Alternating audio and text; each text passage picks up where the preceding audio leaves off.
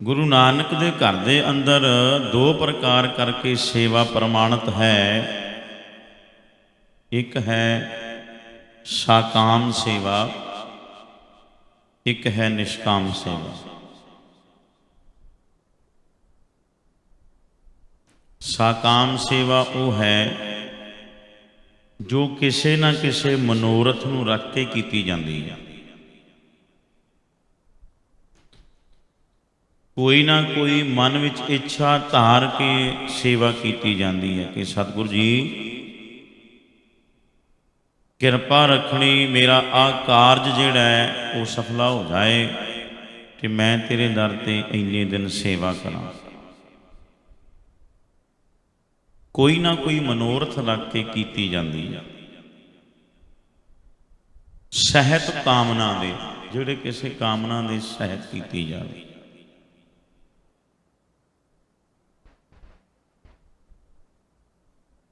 दूसरी है निष्काम सेवा। ਉਹਦੇ ਵਿੱਚ ਇਹੀ ਭਾਵ ਹੁੰਦਾ है कि मैं अपने साहिब दीयां खुशियां लैणियां ने। क्यों? क्योंकि साहिब सतगुरु पातशाही का हुक्म है सेवा करनी। जे सेवा नहीं करेगा तो ऐसे वचन ने कि बिन सेवा धृग हाथ पैर होर निहफल करनी। बिना सेवा तो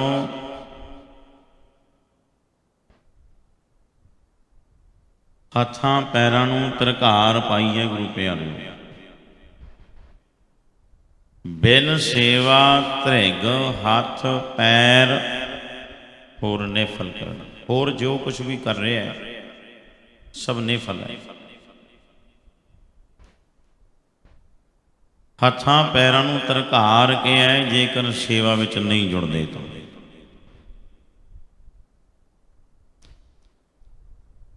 इतिहास विच एक विचार आउंदी है कि धन गुरु गोबिंद सिंह जी महाराज सच्चे पातशाह एक दफा दा वाकिया है कि महाराज साहब जी अपने सिंघासन ते विराजमान ने, दीवान सजिया होया है, सिख संगतां बैठियां ने, महाराज दे दीदार कर रही ने। ते महाराज साहब जी का दरबारी सेवक किते सज्जे खब्बे है। तो महाराज साहब जी ने आवाज़ दी है कि भाई सानू प्यास लगी है, कोई जल छका दो।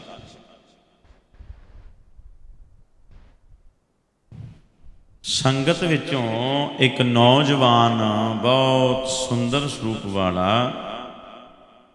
नौजवान चढ़ती जवानी उम्र है कि बहुत काली दे के उठिया है कि जाके एक छन्ना एक बाटा पानी का भर के लिया कि लिया के महाराज साहब जी के सन्मुख भेंट किया कि सतगुरु जी जल छक लो।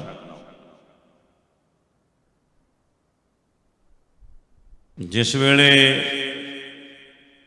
महाराज साहब जी ने वो छन्ना वो बाटा पकड़ना किया, महाराज साहब जी पूछन लगे, ए काका नौजवान तेरे हथ बड़े कोमल ने, की कम करदा हुंदा है? ਜਦੋਂ ਇਹ ਪੁੱਛਿਆ ਵੀ ਕੀ ਕੰਮ ਕਰਦਾ ਹੁੰਨਾ ਤੇ ਅੰਦਰੋਂ ਹਉਮੈ ਜਾਗ ਪਈ, ਕਹਿਣ ਲੱਗਾ ਜੀ ਕੰਮ ਮੈਂ ਅੱਜ ਤੱਕ ਕੋਈ ਕੰਮ ਨਹੀਂ ਕੀਤਾ।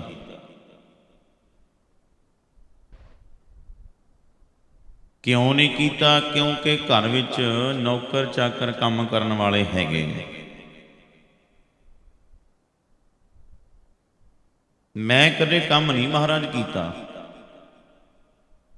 ਕੰਮ मैं तां करां जे मैनू काम करन दी जरूरत होवे। घर विच नौकर चाकर सारे काम करन वास्ते ही है,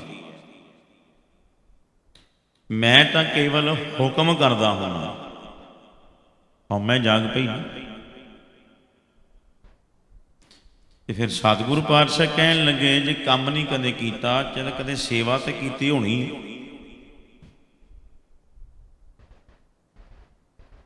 कहन लगे ਲੱਗਾ ਮਹਾਰਾਜ ਸੇਵਾ ਜੇ ਮੈਂ ਕਿਤੇ ਕੰਮ ਕੀਤਾ ਹੋਵੇ ਤਾਂ ਮੈਂ ਸੇਵਾ ਕੀਤੀ ਹੋਵੇ। ਅੱਜ ਪਹਿਲੀ ਵਾਰ ਤੁਹਾਡੇ ਵਾਸਤੇ ਜਲ ਦਾ ਛੰਨਾ ਭਰ ਕੇ ਲਿਆਇਆ ਮਹਾਰਾਜ, ਅੱਜ ਪਹਿਲੀ ਵਾਰ ਕੀਤਾ ਕੁਝ ਜਿਹਾ ਕੀਤਾ ਹੈ। ਗੁਰੂ ਪਿਆਰਿਓ, ਮਹਾਰਾਜ ਸਾਹਿਬ ਜੀ ਨੇ ਉਸੇ ਵੇਲੇ ਕਹਿ ਦਿੱਤਾ ਕਿ ਭਾਈ ਇਹ ਜਲ ਸਾਡੇ ਛਕਣ ਦਾ ਨਹੀਂ ਹੈ। ਕਿਉਂ? ਮਹਾਰਾਜ ਕਹਿੰਦੇ ਜਿਨ੍ਹਾਂ ਹੱਥਾਂ ਨੇ ਕਦੇ ਗੁਰੂ ਘਰ ਵਿੱਚ ਆ ਕੇ ਸੰਗਤਾਂ ਦੀ ਸੇਵਾ ਨਹੀਂ ਕੀਤੀ, ਕਹਿੰਦੇ ਮੈਂ ਐਸੇ ਹੱਥਾਂ ਤੋਂ ਜਲ ਛਕਣਾ ਸਵੀਕਾਰ ਨਹੀਂ ਕਰ ਸਕਦਾ। ਮਹਾਰਾਜ ਨੇ ਉਹ ਜਲ ਨਹੀਂ ਛਕਿਆ ਗੁਰੂ ਪਿਆਰੇ। ਕਿਉਂ? ਬਿਨ ਸੇਵਾ ਧ੍ਰਿਗ ਹੱਥ ਪੈਰ ਹੋਰ ਨਿਫਲ ਕਰ। ਸੇਵਾ ਤੋਂ ਬਿਨਾਂ ਤੇ ਜਿਨ੍ਹਾਂ ਮਹਾਰਾਜ ਸੱਚੇ ਪਾਤਸ਼ਾਹੀ ਦਾ ਆਪਾਂ ਜੋਤੀ ਜੋਤ ਦਿਹਾੜਾ ਮਨਾ ਰਹੇ ਹਾਂ ਨਾ ਗੁਰੂ ਪਿਆਰਿਓ, ਸਾਹਿਬ ਸ੍ਰੀ ਗੁਰੂ ਅਮਰਦਾਸ ਮਹਾਰਾਜ ਤੱਕੋ ਉਹਨਾਂ ਦਾ ਜੀਵਨ ਆਪਣੇ ਸਾਹਿਬ ਜੀ ਦੇ ਚਰਨਾਂ ਵਿੱਚ ਰਹਿ ਕੇ ਲੰਬੇਰੀ ਉਮਰ ਹੈ ਤੇ ਸੇਵਾ ਕਿਤਨੇ ਭਾਵ ਦੇ ਵਿੱਚ ਕਰ ਰਹੇ। 71 ਜਾਂ 72 ਵਰ੍ਹਿਆਂ ਦੀ ਉਮਰ ਜਿਸ ਵੇਲੇ ਸਾਹਿਬ ਸਤਿਗੁਰੂ ਪਾਤਸ਼ਾਹ ਗੁਰੂ ਅੰਗਦ ਦੇਵ ਮਹਾਰਾਜ ਜੀ ਦੇ ਚਰਨਾਂ ਵਿੱਚ ਆਉਂਦੇ ਹੈ, ਲੰਬੇਰੀ ਉਮਰ ਹੈ, ਬਿਰਧ ਸਰੀਰ ਹੈ, ਪਰ ਸੇਵਾ ਗਾਗਰਾਂ ਢੋ ਢੋ ਕੇ ਪਾਣੀ ਦੀਆਂ ਆਪਣੇ ਸੀਸ ਤੇ ਰੱਖ ਕੇ ਤੁਰ ਤੁਰ ਕੇ ਜਲ ਦੀਆਂ ਭਰ ਕੇ ਲੈ ਕੇ ਆਉਂਦੇ। ਮੇਰੇ ਵਰਗੇ ਨੂੰ ਕੋਈ ਘਰ ਵਿੱਚ ਕਹਿ ਦੇਵੇ ਨਾ ਵੀ ਪਾਣੀ ਪਿਲਾ ਦੇ, ਤੇ ਉਹ ਗਾਹਾਂ ਉਹਨੂੰ ਕਹਿੰਦਾ ਵੀ ਤੂੰ ਪਾਣੀ ਲਿਆ, ਉਹ ਗਾਹਾਂ ਉਹਨੂੰ ਕਹਿੰਦਾ ਵੀ ਤੂੰ ਪਾਣੀ ਲੈ ਆ। ਆਮ ਅਕਸਰ ਘਰਾਂ ਵਿੱਚ ਵੇਖੀਦਾ ਹੀ ਨਾ, ਜੇ ਬਾਪੂ ਨੇ ਆਵਾਜ਼ ਮਾਰੀ ਵੀ ਪੁੱਤ ਪਾਣੀ ਪਿਲਾ ਦੇ, ਉਹ ਗਾਹਾਂ ਆਰਡਰ ਮਾਰ ਦਿੰਦਾ ਵੀ ਤੂੰ ਪਾਣੀ ਲਿਆ, ਤੇ ਉਹ ਗਾਹਾਂ ਦੇਖਦਾ ਜਿਹੜਾ ਛੋਟਾ ਜਿਹਦੇ ਤੇ ਜ਼ੋਰ ਚੱਲਦਾ ਵੀ ਪਾਣੀ ਤੂੰ ਲੈ ਆ। ਗੱਲ ਤਾਂ ਸੇਵਾ ਦੀ ਗੁਰੂ ਪਿਆਰਿਓ, ਅਸੀਂ ਅੱਜ ਕਿੱਥੇ ਖਲੋਤੇ ਹਾਂ। ਉਹ ਜੀਵਨ ਉਹਨਾਂ ਦਾ, ਉਹਨਾਂ ਪਿਆਰਿਆਂ ਦਾ ਜਿਨ੍ਹਾਂ ਨੇ ਲੰਬੇਰੀ ਉਮਰ ਦੇ ਵਿੱਚ ਵੀ ਸਰੀਰ ਦੀ ਪਰਵਾਹ ਨਹੀਂ ਕੀਤੀ, ਤੇ ਸੇਵਾ ਵੀ ਉਹ ਚੁਣੀ ਹੈ ਜਿਹੜੀ ਬਹੁਤ ਕਠਿਨ ਹੈ। ਗਾਗਰਾਂ ਢੋ ਢੋ ਕੇ ਸਿਰ ਤੇ ਤੁਰ ਕੇ ਚੱਲ ਕੇ ਆਉਣਾ, ਸਰੀਰ ਦੀ ਥਕਾਵਟ ਹੋ ਜਾਂਦੀ ਹੈ। ਸਾਨੂੰ ਤਾਂ ਕਿਸੇ ਨੂੰ ਪਾਣੀ ਪਿਲਾਉਣਾ ਹੋਵੇ, ਸਾਨੂੰ ਤਾਂ ਉਦਾਂ ਹੀ ਥਕੇਵਾਂ ਚੜ੍ਹ ਜਾਂਦਾ। ਸੇਵਾ ਦਾ ਭਾਵ ਬਹੁਤ ਦੂਰ ਹੈ ਗੁਰੂ ਪਿਆਰਿਓ। ਪਰ ਬਾਬਾ ਅਮਰਦਾਸ ਜੀ ਮਹਾਰਾਜ ਜੀ ਦੀ ਸਾਰੀ ਜ਼ਿੰਦਗੀ ਦੀ ਸੇਵਾ ਘਾਲਣਾ ਕਮਾਈ ਹੈ। ਗਾਗਰਾਂ ਢੋ ਢੋ ਕੇ ਲਿਆਉਂਦੇ ਹੈ। ਮਹਾਰਾਜ ਸਾਹਿਬ ਜੀ ਦੇ ਇਸ਼ਨਾਨ ਕਰਨ ਵਾਸਤੇ, ਸੰਗਤਾਂ ਦੇ ਇਸ਼ਨਾਨ ਕਰਨ ਵਾਸਤੇ, ਲੰਗਰਾਂ ਵਾਸਤੇ ਗਾਗਰਾਂ ਭਰ ਭਰ ਕੇ ਸਿਰ ਤੇ ਰੱਖ ਰੱਖ ਕੇ ਤੇ ਪੈਦਲ ਤੁਰ ਤੁਰ ਕੇ ਇਤਨੀ ਘਾਲਣਾ ਤੇ ਕਮਾਈ। ਸੇਵਾ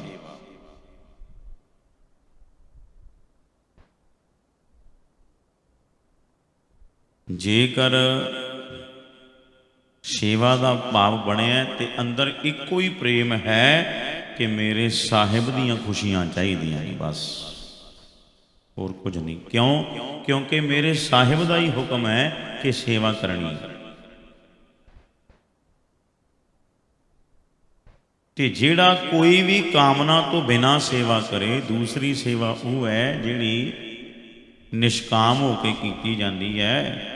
ਸੇਵਾ ਕਰਤ ਹੋਏ ਨਿਹਕਾਮੀ,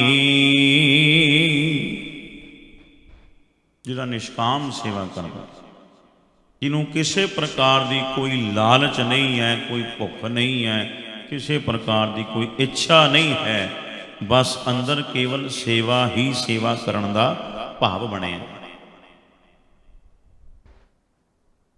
ਸੇਵਾ ਕਰਤ ਹੋਏ ਨਿਹਕਾਮੀ,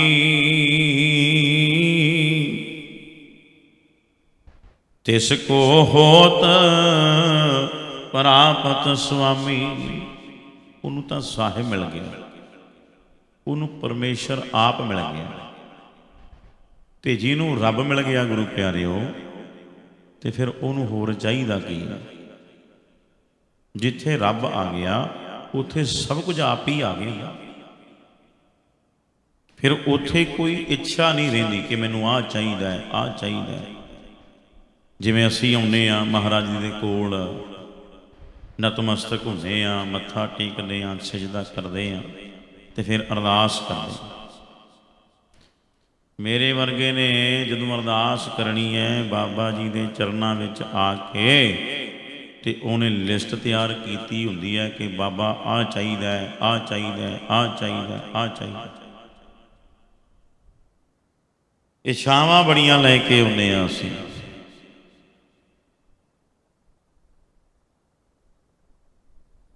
ਲਿਸਟ ਸਾਡੀ ਬੜੀ ਲੰਬੀ ਹੁੰਦੀ ਹੈ। ਤੇ ਗੁਰੂ ਬਾਬਾ ਜੀ ਨੇ ਕੇਵਲ ਇੱਕੋ ਹੀ ਕਿਹਾ ਕਿ ਭਲਿਆ ਜੇ ਤੂੰ ਚਾਹੁੰਦਾ ਸਾਰਾ ਕੁਝ, ਤੇ ਫਿਰ ਸੇਵਾ ਕਰ, ਕਿ ਸੇਵਾ ਵਾਸਤੇ ਸਮਾਂ ਨਹੀਂ ਹੈ। ਮਹਾਰਾਜ ਸਾਹਿਬ ਜੀ ਨੇ ਨਾਮ ਜਪਣ ਵਾਸਤੇ ਹੁਕਮ ਕੀਤਾ ਹੈ, ਸੇਵਾ ਵਾਸਤੇ ਹੁਕਮ ਕੀਤਾ ਹੈ, ਸ਼ੁਭ ਕਰਮ ਕਰਨ ਵਾਸਤੇ ਹੁਕਮ ਕੀਤਾ ਹੈ।